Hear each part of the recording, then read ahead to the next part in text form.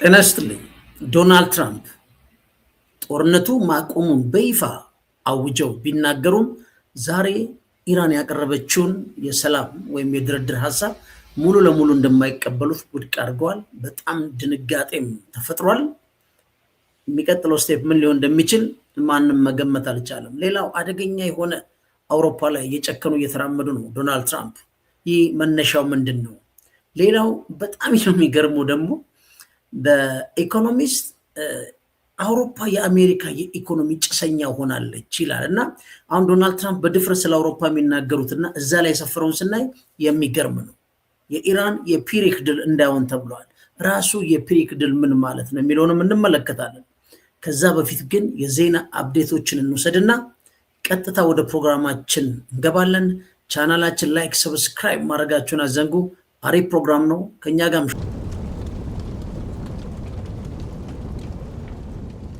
በአውሮፓና በመካከለኛው ምስራቅ የተከሰቱት ዋና ጉዳዮች ምንድን ናቸው የሚለው መጀመሪያ እናንሳ። ምክንያቱም ይህን ስዕል ይዘን ወደዛኛው እንድንሻገር ብዬ ነው። የመጀመሪያው የአሜሪካ የጦር መሳሪያ አቅርቦት ይዘገያል ተብሏል። ለአውሮፓዎቹ ልብ በሉ፣ ለኔቶ አገሮች አሜሪካ የምታቀርበው ይዘገያል ብለዋል። አሜሪካ በኢራን ጦርነት ምክንያት የጦር መሳሪያዎችን ለባልደረቦቿ መድረስ እንደሚዘገይ ለአውሮፓ ህብረት ማስጠንቀቂያ ሰጥታለች። ዋሽንግተን ለዩናይትድ ኪንግደም፣ ለፖላንድ፣ ለቱዌኒያ፣ ለኢስቶኒያ ኤችአይ ማርስ የተባሉና ናሳ ኤምኤስ ሲስተሞችን አቅርቦት አዘገያለሁ ብሏል።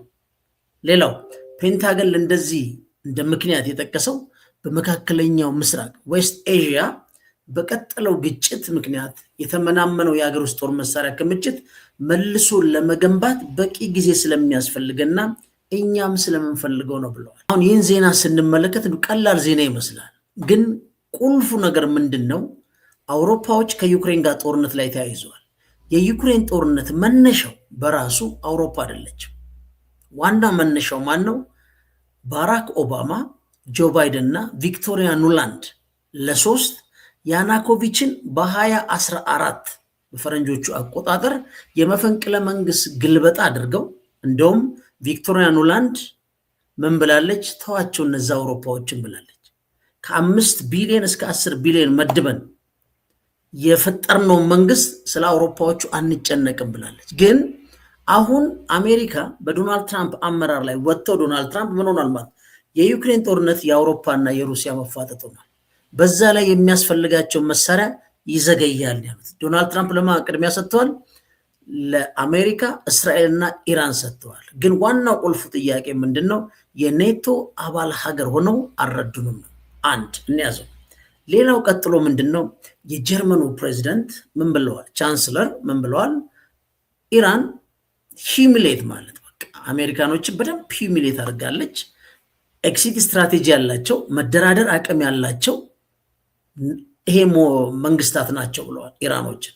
አሜሪካ ግን ኢቨን ኤግዚት ስትራቴጂ የላትም እና ብለው ተናግረው ዶናልድ ትራምፕ የእሳቸው ትራንዛክሽናል ዲፕሎማሲ ነው። ከሰጠ ይሰጥሃል፣ ከገባህላቸው ይገቡልሃል። ዶናልድ ትራምፕ ሌላ ጣጣ የላቸው። ምንድን ያደረጉት? ፔንታገን 5000 ወታደሮችን ከጀርመን እንደሚያስወጣ ኢሚዲየትሊ የተናገሩት። የአሜሪካ መከላከያ ሚኒስትር በሚቀጥለው ዓመት ውስጥ በሺዎች የሚቆጠሩ ወታደራዊ አባላትን ከጀርመን ለማስወጣት ትዕዛዝ ደርሶታል ፔንታገን። ለጊዜው ግን 5000 ያስወጣለሁ ብሏል። ፕሬዚደንት ዶናልድ ትራምፕ በኢራን ጥቃት ላይ ድጋፍ ባለመስጠታቸው ከኔቶ ሀገሮች ጋር በተፈጠረ አለመግባባት ሳቢያ ወታደሮቹን ከስፔንና ከጣሊያንም እንደሚወጡ ዝተዋል። በተለይ ስፔንን ኔቶ ውስጥ አልያት ብለዋል እሳቸው።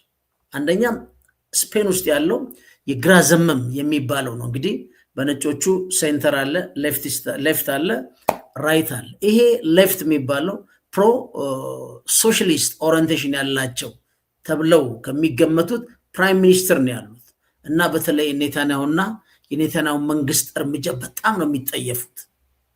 ቀጥሎ ምንድን ነው የመጣው ነው? ለአውሮፓዎቹ የለንም ካሉ በኋላ የ8.6 ቢሊዮን ዶላር ጦር መሳሪያ ሽያጭ ደግሞ ጸድቋል በኮንግረሱ። ለማን የጸደቀው ነው? ዴቨሎፕመንቱ እንድታዩት ነው። ልዩነቱም እያየነው እንድንሄድ ነው። አሜሪካ የኮንግረስ ዩኒታ ሳትጠብቅ ማለት ነው በመካከለኛው ምስራቅ የ8.6 ቢሊዮን ዶላር የጦር መሳሪያ ሽያጭ አጽድቃለች። የውጭ ጉዳይ ሚኒስትር ለእስራኤል፣ ለኳታር፣ ለኩዌትና ለተባበሩት አረብ ኤሚሬትስ የሚሸጡ ዋና ዋና ወታደራዊ ቁሳቁሶች ያለ ኮንግረስ ግምገማ አጽድቋል። ጥቅሉ ለኳታር የሚሰጠው የ4 ቢሊዮን ዶላር የፓትሪዮት ሚሳይል መከላከያ ሲስተምና ለእስራኤል የሚሰጡ ጥቃቅን የጦር መሳሪያዎችን ያካትታል ነው። ግን 2 F-35 እንዲሸጥላቸው ጸድቋል፣ ለእስራኤል ማለት ነው። ይሄ ሌላ ዴቨሎፕመንት። ስለዚህ ፕራዮሪቲ እየሰጡት ያለው ዶናልድ ትራምፕ ለዚህ ከኢራን ጋር ስላለው ጦርነት ነው እንጂ ዩክሬንን የአውሮፓ ችግር አድርገው እየገፏት ነው ያሉት። እንጨምር። ሌላው ምንድነው? ዶናልድ ትራምፕ መጡና የኢራን ጦርነት ማብቃቱን በይፋ ለኮንግረስ አሳወቁ ማለት ነው። የአሜሪካው ፕሬዝዳንት ለምክር ቤት አፈ ጉባኤው ማይክ ጆንሰን በላኩት ደብዳቤ ላይ በኢራን ላይ የሚካሄደው ወታደራዊ እርምጃ መቆሙን ገልጸዋል። ይህ እርምጃ የ60 ቀናት የጦርነት ስልጣን ውሳኔ ወይም ዋር ፓወር ሪዞሉሽን ገደብ ለማለፍ የተደረገ ሙከራ እንደሆነ ተጠርጥሯል። በዚህ ላይ ሰፋ ያለ ማብራሪያ እንሰጣቸዋለን በኋላ። ግን ዴቨሎፕመንቱን ይሁት የሁሉ ጦር መሳሪያ ይገባል፣ እሳቸው ጦርነቱን ቆሟል ይላሉ። ሌላውን ጨምር። በአሜሪካ ውስጥ ያለው ዴቨሎፕመንት ምንድን ነው ካላችሁ ስፕሪት አየር መንገድ የሚባላል ኦልሞስት ፈርሷል። በነዳጅ ዋጋ መጨመር ምክንያት የስፕሪት አየር መንገድ ስራውን አቁሟል። የት? አሜሪካ ውስጥ። ይህ የአሜሪካ አየር መንገድ አገልግሎቱን ሙሉ በሙሉ ያቋረጠ ሲሆን በረራዎቹን ሰርዞ 17,000 ሰራተኞቹን አሰናብቷል። ለዚህ ውድቀት ምክንያት የሆነው በኢራን ግጭት ሳቢያ በዓለም አቀፍ ደረጃ የጀት ነዳጅ ዋጋ 70 በመቶ መናሩ ነው። ምን ብለናል?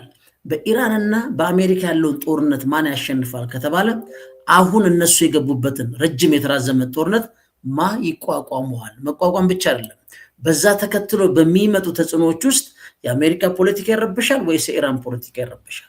ስለዚህ ረጅም ጊዜ ሰርቫይቭ ማድረግ የቻለ ያሸንፋል ነው ጥያቄ ያለው። ይሄ ምልክት ነው። ስፕሪት አየር መንገድ ቆሟል። የኑሮ ኢንፍሌሽን ጨምሯል። በአንድ ጋሎን $4 በላይ ክፍያ ተጀምሯል። ሌላው በጣም የሚገርመው ዴቨሎፕመንት ምንድን ነው? ስለ ፓላንቲር ባለፈው የሰራነው ታስታውሳላችሁ። ፓላንቲርን በአሁን ሰዓት ዋናው የምዕራብ ሀገር ነው የሚሉት እነሱ የአሜሪካ የጦር መከላከያ ሊያደርጉት ነው። በምን? በሶፍትዌር የኤአይ ኩባንያዎችን ከሚስጥራዊ መረጃዎች የፔንታገን በጣም ክላሲፋይድ ከሆኑ መረጃዎች ጋር አጋብተው ኤአይ ዴቨሎፕ እንዲያደርጉ በጨረታ በብዙ ቢሊዮን ዶላር ሰጥተዋል። ፔንታገን 7 የቴክኖሎጂ ግዙፍ ኩባንያዎችን ከከፍተኛ ሚስጥራዊ መረቦች ጋር አቀናጀ።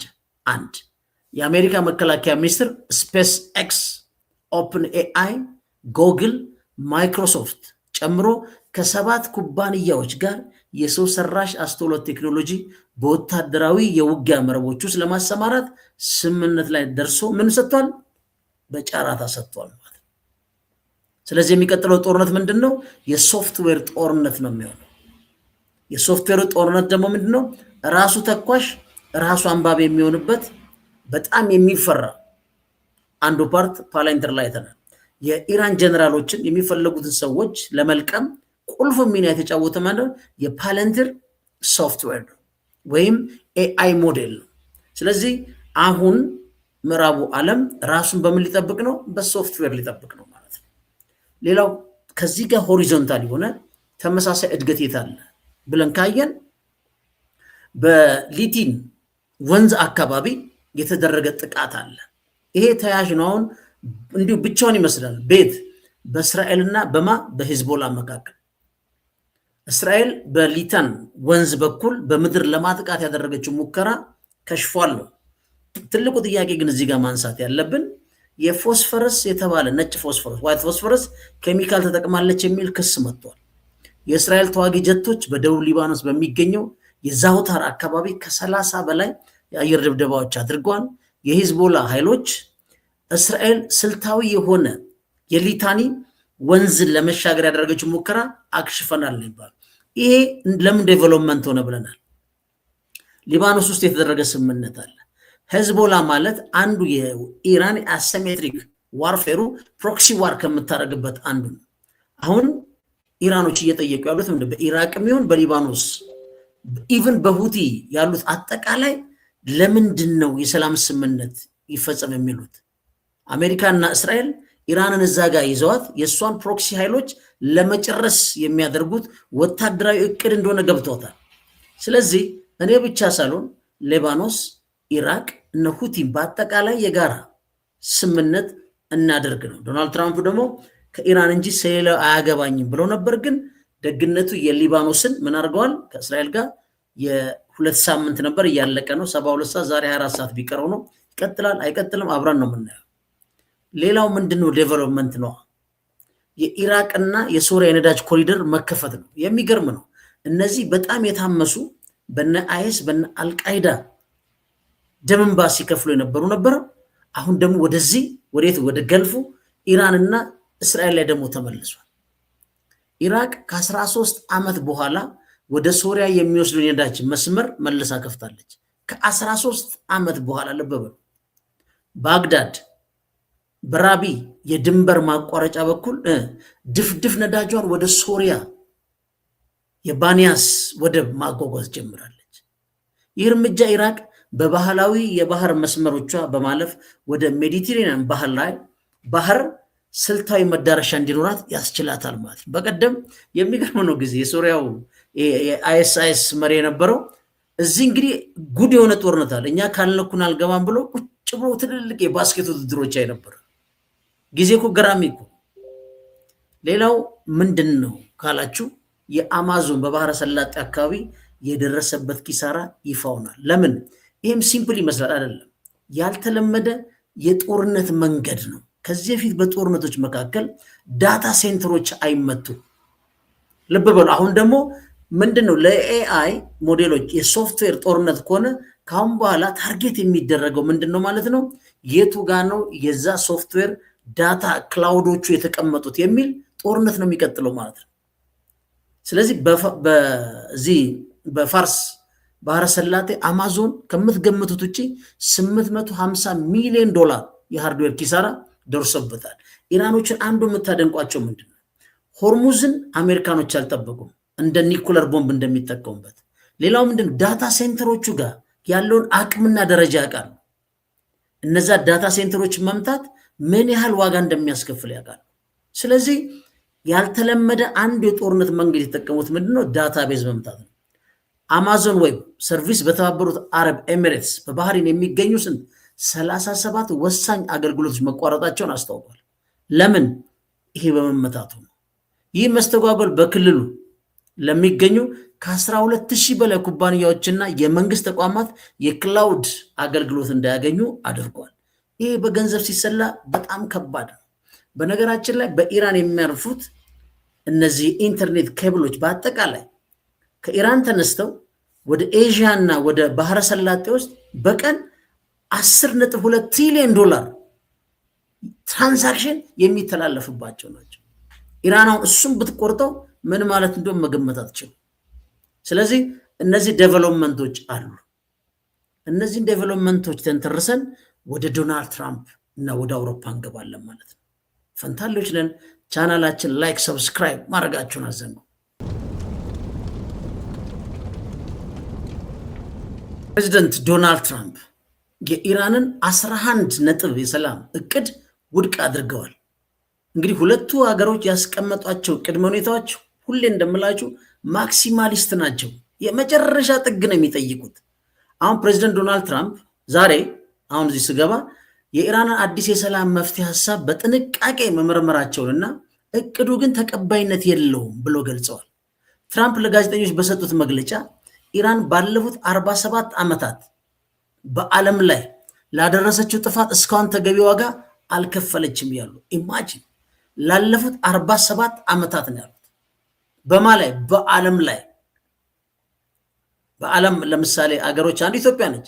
በ47 ዓመት ውስጥ ኢራን ኢትዮጵያ ላይ ያደረገችው ነገር የለም። ግን እንዴት ጉዳዩን ትልቅ እንደሚያደርጉት ዋና ዋና ነጥቦች ለምንድን ነው ዶናልድ ትራምፕ ስምምነቱን አልቀበልም ያሉት ብለን ስናነሳ አንደኛ ወታደራዊ ሁኔታን በተመለከተ ምን አሉ እሳቸው? ፕሬዚደንቱ ማለት ነው አሁን ያለው ወታደራዊ ሁኔታ በጣም ጥሩ ሁኔታ ላይ ይገኛል። ምን ማለት ነው? ዲፕሎማሲውን በዚህ መልኩ የምትቀጥሉ ከሆነ አሁን ያለንበት ወታደራዊ ፖዚሽን አስተማማኝ ነው። አሜሪካ በኢራን ላይ ጣለችውን የባህር እገዳና ወታደራዊ ጫና ውጤት እያመጣ ነው እያሉ ነው። ፔንታገን ምን ብሏል? 4.5 ቢሊዮን ዶላር ኢራን ላይ ኪሳራ አድርሻለሁ። ኢራን ያቀረበችው የ14 ነጥቦች እቅድ የኒኩለር ድርድሩን ወደፊት እንዲራዘም የሚያደርግና የሆርሙዝ ወሽመጥ በአንድ ወር ውስጥ እንዲከፈት የሚጠይቅ ነበር። ሆኖም ትራምፕ ይህ እንደ መጥፎ ስምምነት ቆጥሬዋለሁና ውድቅ አድርጌዋለሁ ብለዋል። ሌላው ፕሬዚደንቱ ምንድን ነው የሚሉት? ድርድሩ የማይሳካ ከሆነ እና ኢራን ስህተት የምትፈጽም ከሆነ የአየር ጥቃቱን ዳግም ሊጀምር እንደሚችል ፍንጭም አስቀምጠዋል። ስለዚህ ሁለቱም ነው ያላቸው ይዞይ እዚህ ጋር ፕሪቪሌጅ የሚመስል ነገር አለ፣ እዚህ ጋር ደግሞ ቦምብ ይዘው ነው የሚደራደሩት ማለት ነው። ሁለቱም ያዋጣኛል ማለት ስህተት ከፈጸመ ዛሬው ነው። እስራኤል ምን ብላለች?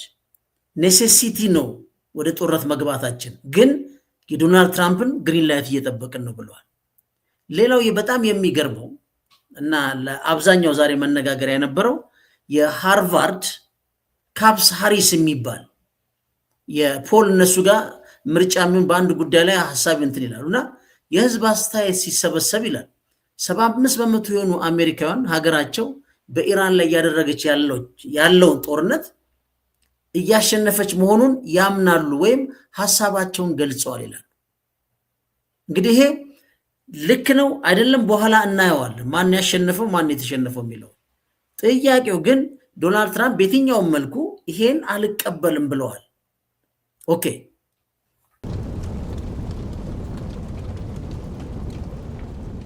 ዶናልድ ትራምፕ እና የአውሮፓን ሁኔታ ስናይ በጣም ገራሚ ነገር አለ። ምን ማለት ነው ገራሚ ነገር አለ ማለት? ዶናልድ ትራምፕ አውሮፓዎቹን በጣም ነው የሚዘልፏቸው የሚናገሯቸው። እሱ ብቻ አይደለም፣ አሁን 25% ታሪፍ ጥለዋል። ከአውሮፓ ተመርተው ወደ አሜሪካ ምን የሚገቡ መኪናዎች አማራጭ ብለው የሰጡት ምንድን ነው?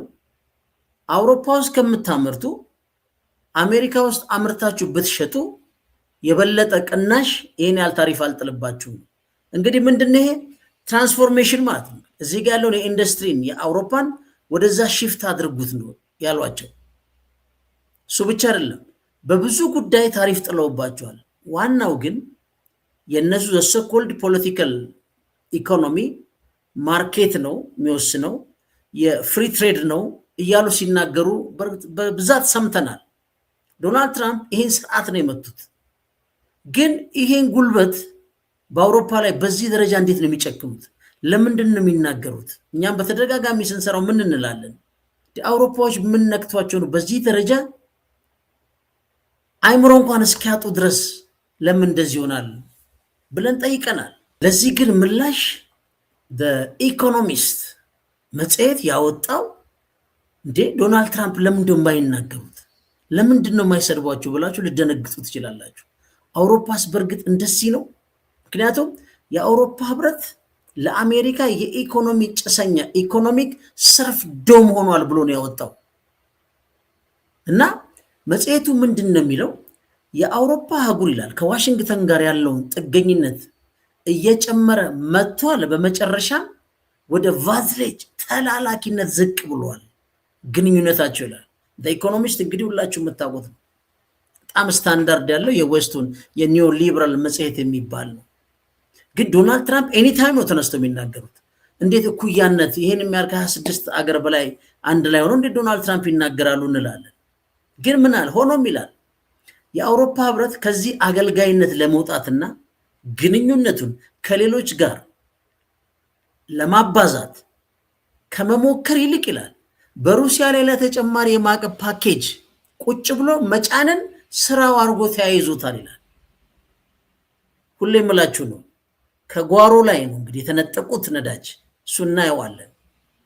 ይሄ እዚህ የብሪታንያው መጽሔት ነው እንግዲህ አውሮፓ ቀደም ሲል ከነበራት የአሜሪካ የባህል የበላይነት ስጋት አሁን ወደ መዋቅራዊ የኢኮኖሚ ጭሰኝነት ይላል ተሸጋግሯል ይላል።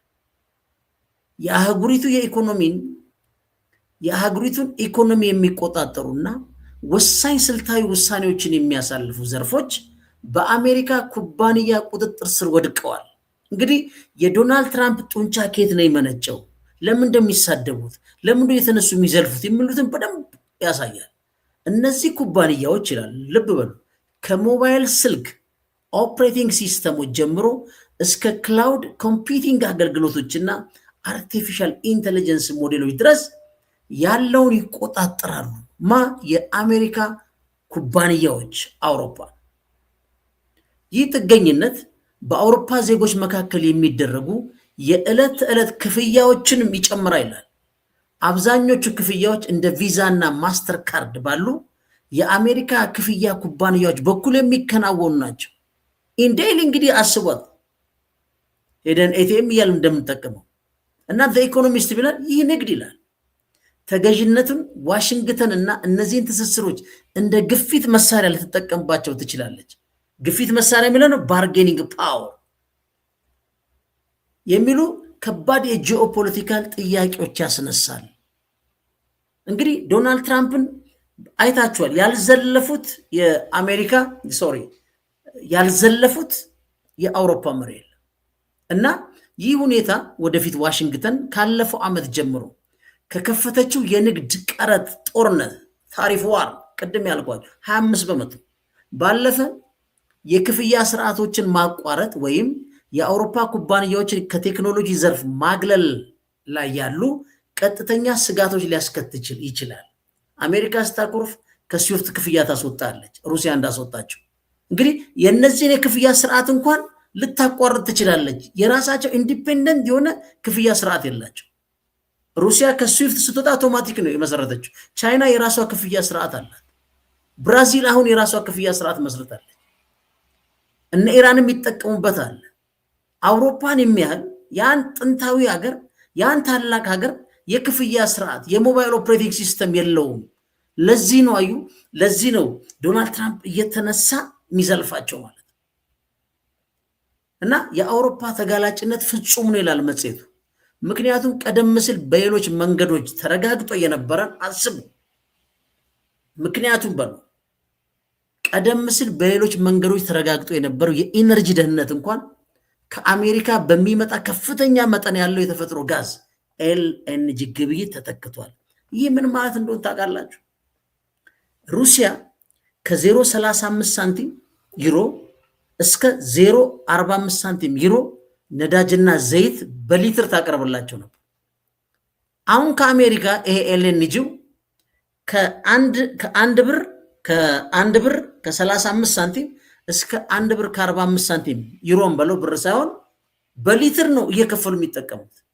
እጃቸው ላይ የነበረ ከአሜሪካ ኢንዲፔንደንት የሆነ የኤነርጂ ሶርስ የነበራቸውን ሁሉ ዘሶኮልድ የሲቪላይዜሽን እንትኖች ነን፣ የኒዮሊበራል ምናምን ነን፣ ከማን የሊበራል ቫሊዩ ባለቤቶች ነን በሚል ወዳጅነት ብቻ ከበባምባ የሚከፍቱትን የሩሲያ ነዳጅ ትተው አውሮፓ ውስጥ ተለጥፏል ይላል ዘ ኢኮኖሚስት። ለዚህ ሁኔታ ተጠያቂው የአውሮፓ ህብረት የገዛ ፖሊሲው ነው ሲል ነው የሚከራከረው መጽሔት። እንዲሁም ይላል ለብዙ 10 ዓመታት የቆዩትና የክልል ኩባንያዎች እንዳይወዳደሩ ያደረጉትን ከመጠን ያለፈ ደንቦች ሬጉሌሽንን አንስቶ ይተቻል። ህብረቱ ከፍተኛ የአካባቢ ጥበቃ ገቦችና የግላዊነት ደንቦች ፕራይቬሲ በመጫን ላይ ትኩረት ቢያደርግም በገዛ ቢሮክራሲው ምክንያት ማምረት ያልቻለው ነገር ግን ከውጭ ለማስገባት ተገዷል ይላል።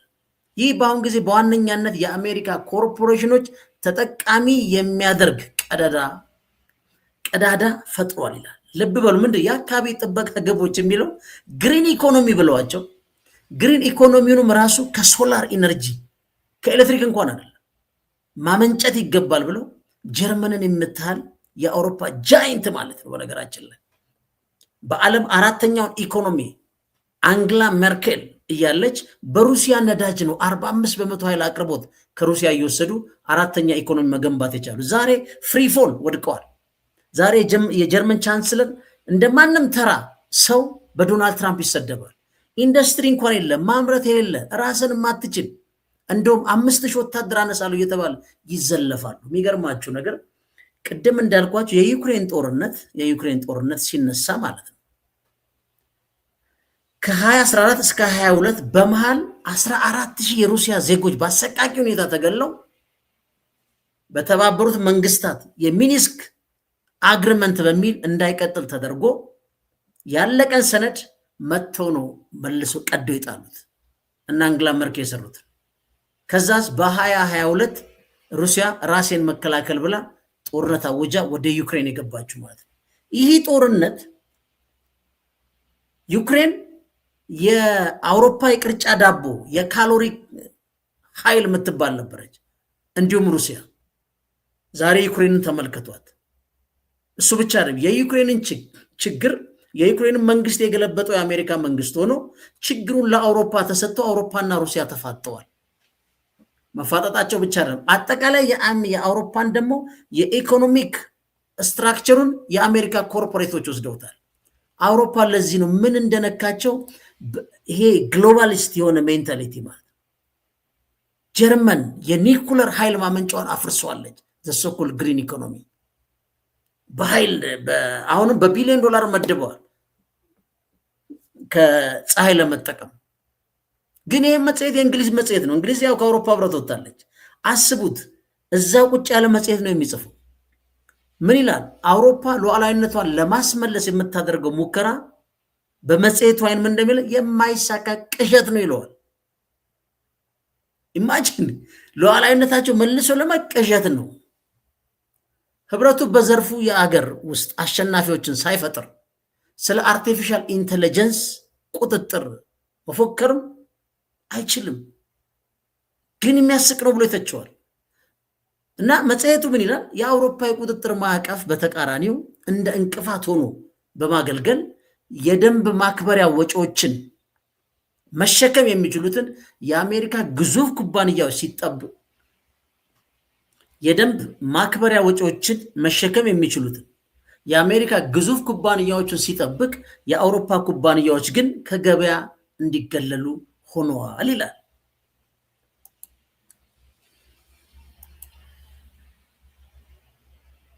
ይላል። ኦኬ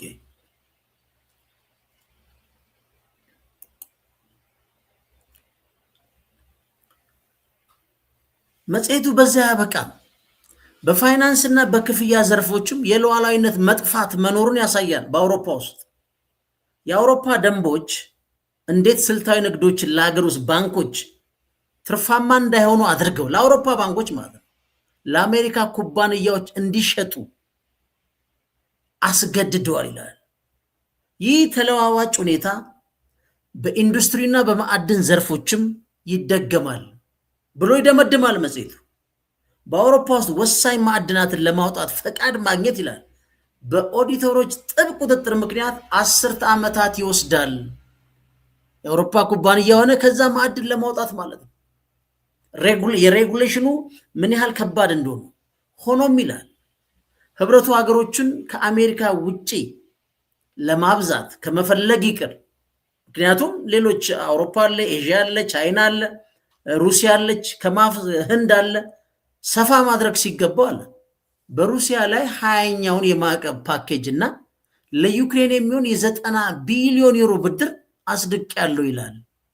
ከዚህ ገንዘብ ውስጥ አብዛኛው ለወታደራዊ እርዳታ፣ ጥቂቱ ደግሞ ለዩክሬን በጀት ድጋፍ ይውላል ተብሎ ይጠበቃል። ከዚህ 90 ቢሊዮን ውስጥ ዩሮ ጦር መሳሪያ ከየት ነው የሚገዛው? ይሄ የሚሊተሪ ኢንዱስትሪ ኮምፕሌክሱ ነው። እዛ ጋር ለተድሶ ሪኮንስትራክሽንም ይወጣል ብሏል። ማን ነው ሪኮንስትራክሽን የሚያደርገው? ማን ነው ለሪኮንስትራክሽን ውስጥ ብድር የሚያቀርበው? ተጨማሪ ባንኮቹ ናቸው። ዩክሬንን ይዘው እነ ዘለንስኪን የመሰሉ የመድረክ ዳንሰኞች ሳይሆኑ ኔክስት የዩክሬን ወጣቶች የሚከፍሉት ብድር ነው የሚሆነው። አውሮፓዎች ደግሞ ይሄን ብድር ክፈሉ ተብለው ብዙ የጤና የትምህርት በጀታቸውን አጥፎ ነው 90 ቢሊዮን ዩሮን ኮንትሪቢዩት የሚያደርጉት። ስለዚህ በኢራን ላይ ያለው ጦርነት ዓለም አቀፍ ገበያዎችን እያናጋ ባለበት በዚህ ወቅት ይላል አውሮፓ በመስኮ ላይ የባይደን ዘመን የከሸፈን ስትራቴጂ መቀጠሏ ለአውሮፓ አዎንታዊ ውጤት እያመጣ አይደለም። ባይደን ምንድን ነው የሚያደርገው? 7,000 ምናምን ነው በነገራችን ላይ ሩሲያ ላይ ማዕቀብ የተጣለው። ሰርቫይቭ አድርጋለች። ነዳጆቿም እየተሸጡ ነው። ግን እነ ባይደን ያን የሚያደርጉትና ምንም ነገር ከሩሲያ ላይ ጫና ያመጣባቸው ሬር እርዝ ሜታሎች እነ ዲያመንድን የመሳሰሉ ከአሜሪካ ጋር ለግንኙነት ዳይሬክትሊ ግን የሚጎዳ አውሮፓ ህብረተሰብ እያንዳንዱ ሃውስሆልድ ውስጥ ነው ገንዘብ የሚጨምረው። የባይደን ሲንድረም ይዟቸው አሁን በዚህ ችግር ውስጥ ከሩሲያ ጋር ተመልሰው ተደራድረው ኢኮኖሚያቸው መደገፍ ሲገባቸው አሁንም የወዳጅነት ዘሰኮልድ አሜሪካኖቹ ምን ብለዋል? ትራምፕ እናንተ የኛ ላያቢሊቲ እንጂ አሴት አይደላቸው። ኔቶ እኮ ይጠብቃቸዋል እንጂ አሜሪካን አይጠብቅም። ይሄ ከጂዲፒ አላዋጣም የምትሉት ዞር በል ወጥቻለሁ ሲላቸው ኖ 2.5 አይደለም 5 አድርጉት አላቸው። 5 የጂዲፒን ሲያወጡ ምን ያህል የሶሻል ሰርቪስ ለህብረተሰቡ የሚያቀርቡትን እንደሚያጥፉት ግልጽ ነው። ግን ቢያንስ ነዳጇን ከሩሲያ ቢወስዱ ብዙ ኢምቢሊየንስ ለምን አሁን ለጉድለቱ ምንድን ያደረገችው ሴትዮዋ በዚህ በኢራን ቀውስ ላይ አስቡት። የአውሮፓ ኮሚሽን ፕሬዚደንቷ ቀደም ሲል ነው የተናገረች። ምን አለች? በመካከለኛው ምስራቅ ግጭት ከተቀሰቀሰ ጀምሮ አውሮፓ ለኢነርጂ ገቢ የምታወጣው ወጪ 22 ቢሊዮን ዩሮ ጨምሯል። ዴፊሲቱን ይዩት። በዚህ ጦርነት 22 ቢሊዮን ዩሮ ማለት ነው። ከ0.35 እስከ 0.45 ሳንቲም የሚቀርብላቸው ነዳጅ ትተው ከ1 ብር 35 ከ1 ብር 45 በዩሮ በሉት፣ እኛ ብር ስለለመድን ነው። ይሄ 22 ቢሊዮን ዶላር ዴፊሲት እንትን ብሏል።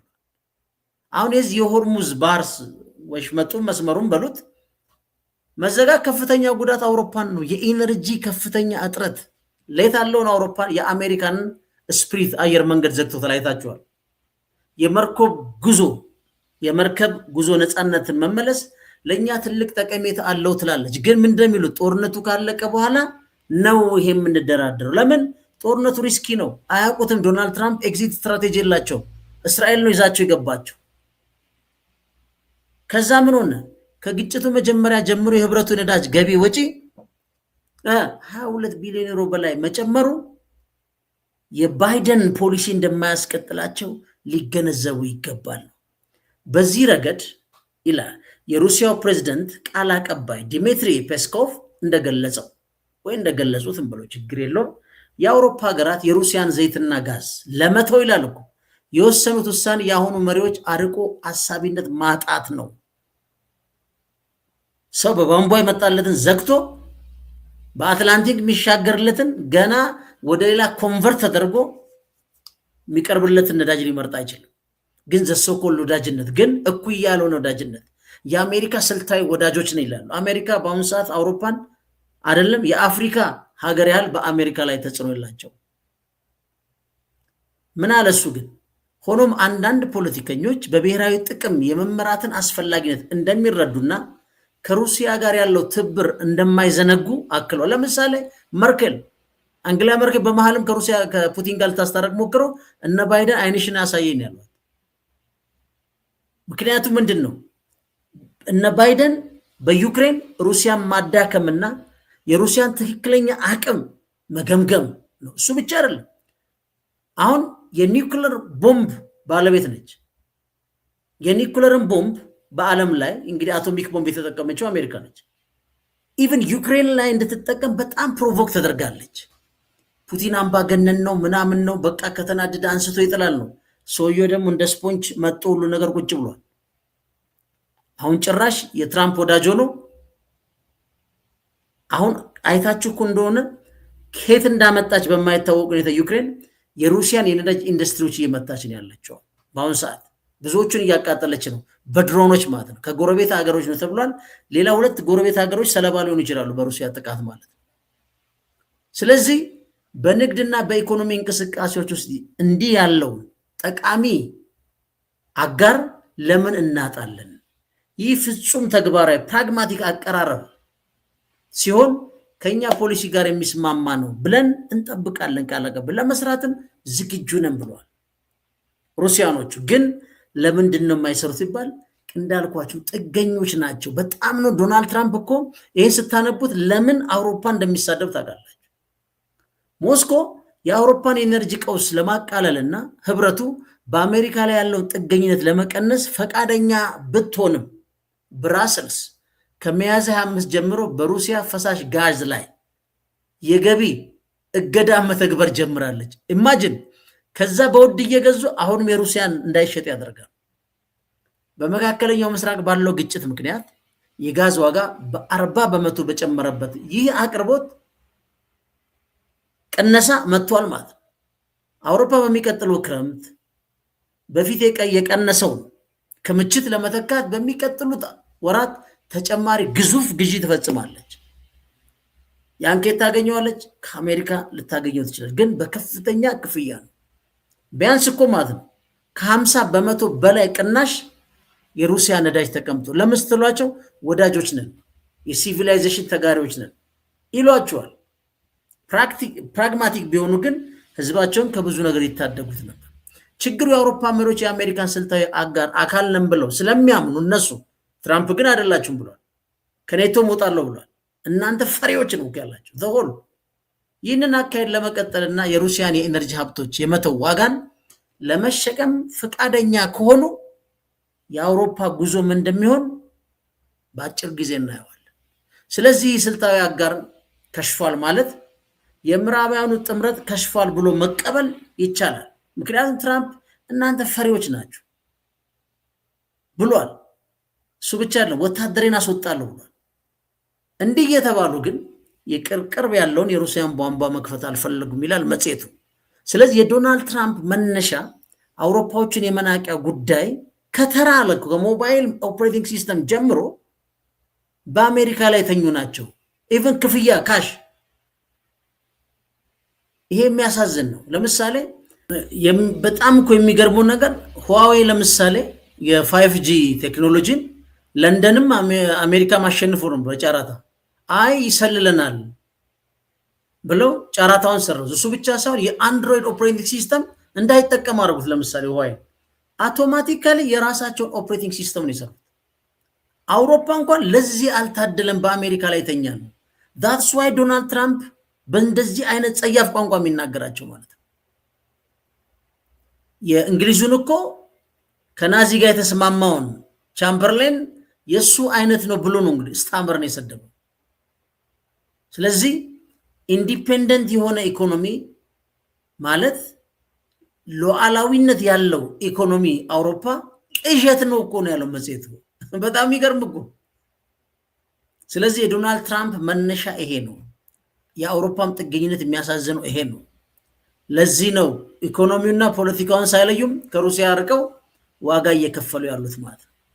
ስለዚህ በዚህ ጦርነት ውስጥ አሁን ይሄ የጦርነቱ አንዱ አካል ነው በነገራችን ላይ። ምክንያቱም ዶናልድ ትራምፕ በግልጽ አሳይቶናል። ግን ኢራን በዚህ ጦርነት አሸናፊ ነች ተሸናፊ ነች? ዶናልድ ትራምፕ ብለዋል ጦርነቱ አልቋል፣ ግን አልተስማማውም ብለዋል ስምምነቱ። የኢራን ስምምነት ምን መሆን አለበት ከአሜሪካ ጋር ብለው የተጨነቁ ሰዎች ደግሞ ምናልባት በባዶ ተወጣ ይሆን የሚል መከራከሪያ ያነሷል። ቀጥለን ይሄን በስፋት እናየዋለን። ፈንታሎች ነን። ቻናላችን ላይክ፣ ሰብስክራይብ ማድረጋችሁን አዘኑ።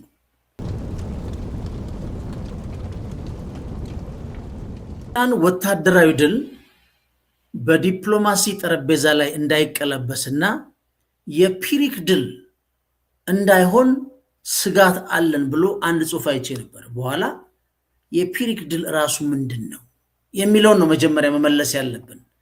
ምክንያቱም እሱን ነው መሰረታዊ ጉዳይ። አሁን የፒሪክ ድል ማለት በአሸናፊ ወገን ላይ በሚደርስ እጅግ ከፍተኛ ኪሳራና መስዋዕትነት ምክንያት ድል ከሽንፈት የማይሻል ወይም ትርጉም የለሽ በሚሆንበት ጊዜ የሚጠቀስ አባባል ነው። በቀላል አነጋገር ለማሸነፍ የተከፈለው ዋጋ ከድሉ በኋላ ከሚገኘው ጥቅም በላይ ሲሆን የፒሪክ ድል ይባላል። ታሪካዊ አመጣጡስ ምንድን ነው? ይህ ስያሜ የመጣው ከጥንቷ የግሪክ ኤፕረስ ከተባለች አገር ንጉስ ከነበረው ከፒረስ ስም ነው። ንጉስ ፒረስ ከክርስቶስ ልደት በፊት በ279 እና 280 አካባቢ ከሮማውያን ጋር ባደረጋቸው ጦርነቶች አሸንፎ ነበር። ነገር ግን በእነዚህ ጦርነቶች ምርጥ የተባሉ ወታደሮቹና የጦር መኮንኖቹን ሙሉ ለሙሉ አጥቷል። ንጉስ ፒረስ ድሉን ካሸነፈ በኋላ ለቀረቡለት የእንኳን ደስ አሎት መልእክቶች እንዲህ ሲል ይመልሳል። እንደዚህ ያለ ሌላ አንድ ድል ደግሞ ካሸነፍን አለ ሙሉ በሙሉ እንጠፋለን አለ። ምን አለ? እንደዚህ ያለ ሌላ አንድ ድል ደግሞ ካሸነፍን ሙሉ ለሙሉ እንጠፋለን። ለምን አለ? በርካታ ወታደሮች፣ ከፍተኛ አመራሮች አልቀውበታል። በተመሳሳይ ደግሞ በተረፉት ብንዋጋ እንጠፋለን። በጣም የሚገርም አባባል ነው እና የዚህ የፒሪክ ድል ዋና ባህሪያት ምንድን ነው? ከፍተኛ መስዋዕትነት፣ በሰው ህይወት፣ በገንዘብ ወይም በንብረት ላይ የሚደርሱ ጉዳት ከአቅም በላይ መሆን፣ የረጅም ጊዜ ሽንፈት። በወቅቱ ጦርነት ወይም ክርክሩን ማሸነፍ ቢቻልም በሂደት ግን አሸናፊ ወገን ተዳክሞ ለሌላ ጥቃት መጋለጥ፣ ብታሸንፍም ሳስተ ማለት ነው። ስለዚህ ጥቅም አልባ ለመሆን ነው። የተገኘውን ድል ከጠፋው ሀብት ጋር ሲነጻጸር ዋጋ ቢስ መሆን ማለት ነው። ስለዚህ በዘመናዊ ዓለም ያሉ ምሳሌዎችን ደግሞ ካየን በንግድ ዓለም ለምሳሌ አንድ ኩባንያ ተቀናቃኙን ለማውደም ሲል የሸቀጥ ዋጋዎቹን እጅግ ቀንሶ ቢሸጥና ተቀናቃኙ ከገበያው ቢያስወጣው፣ ነገር ግን በሂደት ኩባንያው ራሱ ኪሳራ ውስጥ ገብቶ ቢከስር የፒሪክ ድል ይባላል ማለት ነው። በክርክርም ማንሳት እንችላለን።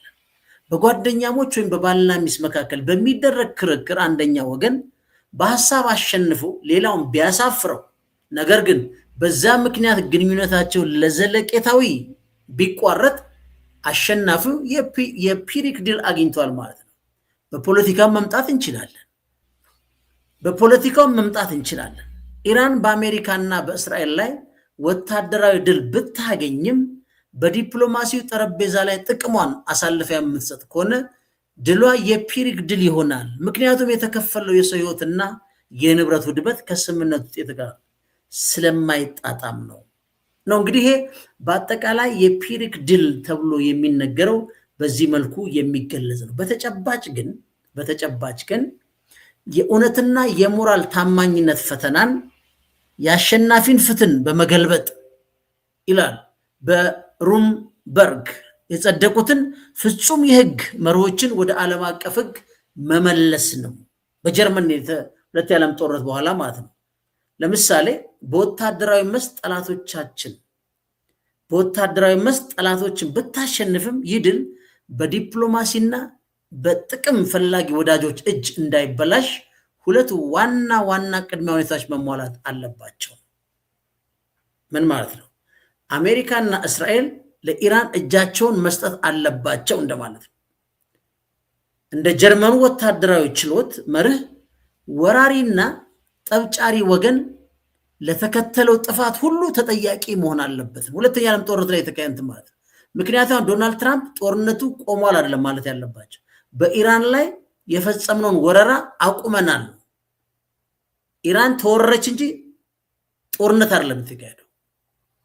ወራሪዎች መጡ፣ እሷ ራሷን ተከላከለች። ስለዚህ እነዚህ ወራሪዎች በሁለተኛው ዓለም ጦርነት ጊዜ በጀርመን በተካሄደው ችሎት ላይ ሁሉም ተጠያቂ መሆን አለባቸው።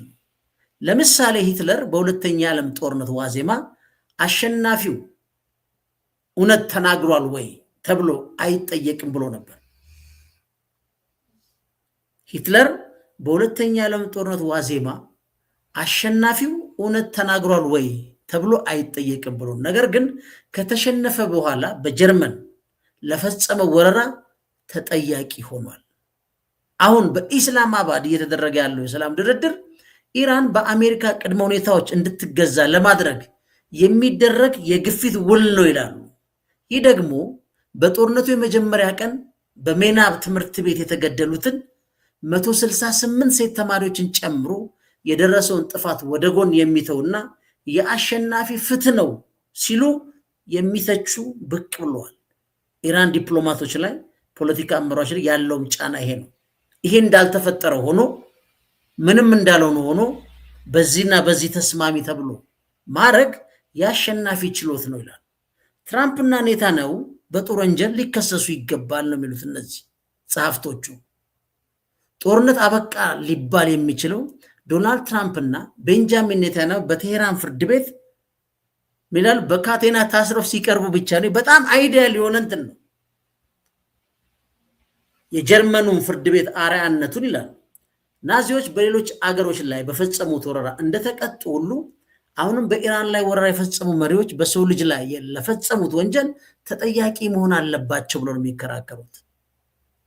የምዕራባውያን ምሁራን ድምፅም እንደ ጆን ሜሻየር አይታቸው ነው፣ ጃጅ ናፖሊዮ ስኮት፣ እነ ጄፈሪ ሳክስ ያሉ ምሁራን ጦርነቱ ህገወጥና የወረራ ወንጀል መሆኑን ይገልጻሉ። ሆኖም ግን ይላሉ የነሱ መከራከሪያ መሪዎቹ ለፍርድ መቅረብ አለባቸው የሚል ፍጹም የሞራል ግዴታ ውስጥ ሲገፏቸው አይታይም። ስለዚህ በጣም አይዲያል መከራከሪያ ቢሆንም ግን የእውነትና የሞራል ታማኝነት ፈተና ነው እንጂ ጦርነቱ አበቃ ተብሎ የሚነገር አይደለም ነው። ስለዚህ ቁልፍ ነጥቦቹ ወይም የህግ ትንታኔ ብሎ ያቀረበው የወረራ ወንጀል ራሱ ሮበርት ጃክሰን ማለት አቃቢ ህጉ በጀርመን የነበረው ምን ብሎ ነበር የገለጸው? ወረራ ይላል ከሌሎች የጦርነት ወንጀሎች የሚለየው ሁሉንም አይነት ክፋቶች በውስጡ አቅፎ የያዘ ከፍተኛ ዓለም አቀፍ ወንጀል በመሆኑ ነው ይላል። እንግዲህ ሮበርት ጃክሰንን የማያውቅ የለም። የሁለተኛ ዓለም ጦርነትን የዳኘ ነው። በሩምበርግ አቃቢ ህግ ሆኖ የሰራ ነው። ስለ እንግዲህ የኢራን ህዝብ ጽናት የሞራልና የእውነት ፈተና ብለናል አለ። ኢራናውያን ይላል እንደ እስራኤል ህዝብ ወደ ምድር ውስጥ መደበቂያ ባንከር ከመሮጥ ይልቅ ቦምብ ሲዘንብባቸው እንደ ሰው ጋሻ ሆኖ ሀገራቸውን መከላከላቸውን የሞራል ልዕልናቸውን ያሳያል ይላል። የሰላም ስምምነቱንም ስጋት ሲያስቀምጥ አሁን ያለው የተኩስ አቁም አሜሪካና እስራኤል ተመልሰው ለመደራጀት የሚጠቀሙበት የምስል ቅዠት ነው፣ ሚራጅ ነው የሚለው ሊሆን ይችላል እንጂ ፈጽሞ ጦርነቱ አይቆምም ነው የሚለው። ስለዚህ ከዚህ ጸሐፊ የምንረዳው ምንድን ነው? በወታደራዊ መስክ ያገኘችውን ስኬት ወደ እውነተኛ ድል የሚቀየረው ወራሪዎች አካላት ጥፋታቸውን አምነው ካሳ ሲከፍሉና መሪዎች ለፍርድ ሲቀርቡ ብቻ እንደሆነ ይገመታል። ካልሆነ ግን በዲፕሎማሲ ጠረጴዛ ላይ የሚበላሽ የሽንፈት ድል ይሆናል ሲል ያስጠነቅቃል። ወይም የፒሪክ ድል ይለዋል። ግን አሁን ባለው ተጨባጭ ሁኔታ ይሄ ይሆናል። ኔታንያሁና ዶናልድ ትራምፕ በኢራን ፍርድ ቤት ቀርበው ይታያሉ የሚል እንግዲህ የምሁራን ትንታኔ ነው፣ ወረቀት ላይ ያለ ትንታኔ ነው። ይሆናል አይሆንም፣ ያው እንደምታውቁት አሁን ያለው ተጨባጭ ሁኔታ የሚያሳየን ምንድን ነው? ማይት ኢዝ ራይት ነው። ፒውር የሆነ ሪያሊስቲክ ፖለቲክስ ያለው ጉልበት ካለ ታፈርሰዋለ፣ ጉልበት ከሌለ ትፈርሳለ ነው ጨዋታው። ግን የአንድ ፕሮፌሰር አንድ ጽሁፍ ልድገምላችሁና እንጨርሳለን።